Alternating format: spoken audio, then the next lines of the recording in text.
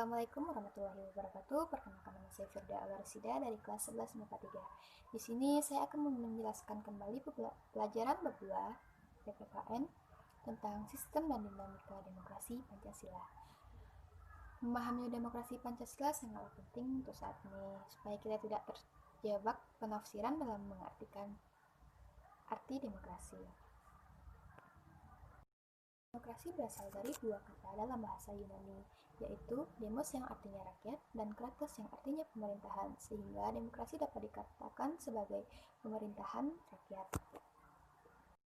Ini kemudian diserap menjadi satu kata kosakata dalam bahasa Inggris yang artinya atau sering disebut dengan demokrasi. Konsep demokrasi sudah menjadi sebuah kunci dalam sebuah bidang ilmu politika. Menurut KBBI, demokrasi merupakan istilah politik yang berarti pemerintahan rakyat. Salah satu pilar demokrasi adalah prinsip trias politika yang membagi tiga kekuasaan politik negara untuk diwujudkan dalam tiga jenis lembaga negara yang saling lepas.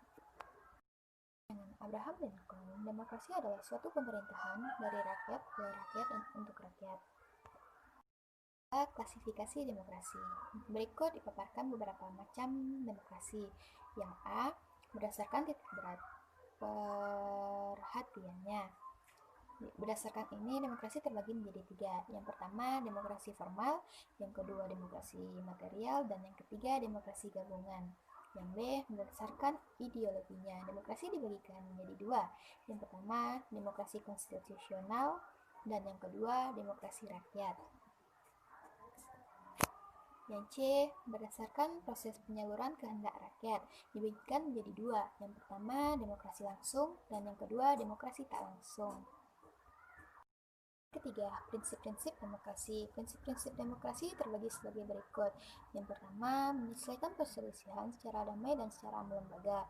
Yang kedua, menyelenggarakan pergantian pemimpin secara damai dan teratur.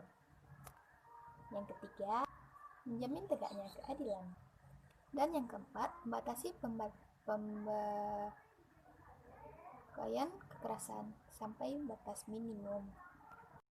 Adanya prinsip-prinsip tadi, pemerintahan negara yang demokrasi akan gampang ditegakkan. Sebaliknya, jika pemerintah tidak menggunakan prinsip-prinsip itu, maka demokrasi akan sulit ditegakkan.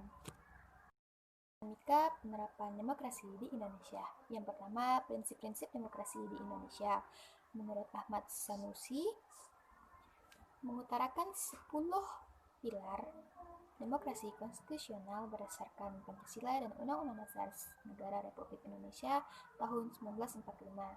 Yang pertama, demokrasi yang berketuhanan yang Maha Esa. Yang kedua, demokrasi dengan kecerdasannya. Yang ketiga, demokrasi dengan kedaulatan rakyatnya. Yang keempat, demokrasi dengan rule of law. Yang kelima, demokrasi dengan pemisahan kekuasaan negara.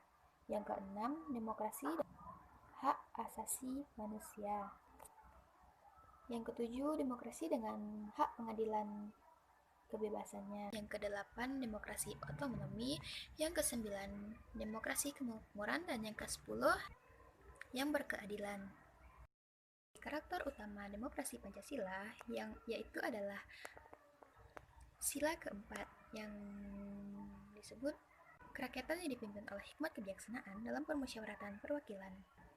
Dengan kata lain, demokrasi mengandung makna tiga buah, yaitu kerakyatan, permusyawaratan, dan hikmah kebijaksanaan. Periodisasi perkembangan demokrasi Pancasila. Ini dipaparkan penjelasan perjalanan demokrasi dari tahun ke tahun. Yang pertama, demokrasi pada periode tahun 1945 sampai 1949. Yang kedua, demokrasi pada tahun 1949 sampai 1959. Yang ketiga, demokrasi pada periode tahun 1959 sampai 1965. Keempat, demokrasi pada periode tahun 1965 sampai 1998. Dan yang kelima, demokrasi pada tahun periode 1998 sampai sekarang ini. Membangun kehidupan yang demokratis di Indonesia. Yang pertama, pentingnya demokratis di Indonesia dibagi menjadi beberapa bagian. Yang pertama, pentingnya kedudukan di muka hukum. Yang kedua, partisipasi dalam pembuatan keputusan. Yang ketiga, distribusi pendapatan secara adil. Yang keempat,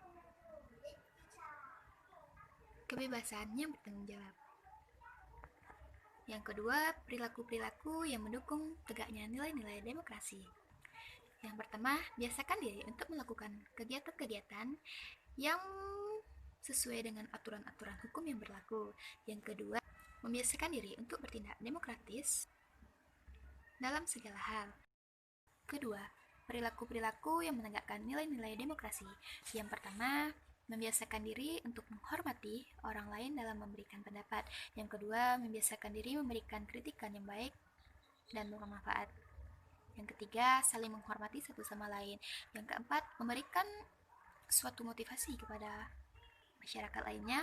Dan yang terakhir, membiasakan diri untuk melakukan segalanya dengan aturan-aturan yang sudah ditentukan. Sekian dari saya, kalau ada salahnya mohon dimaafkan. Wabillahi taufiq wal hidayah. Wassalamualaikum warahmatullahi wabarakatuh.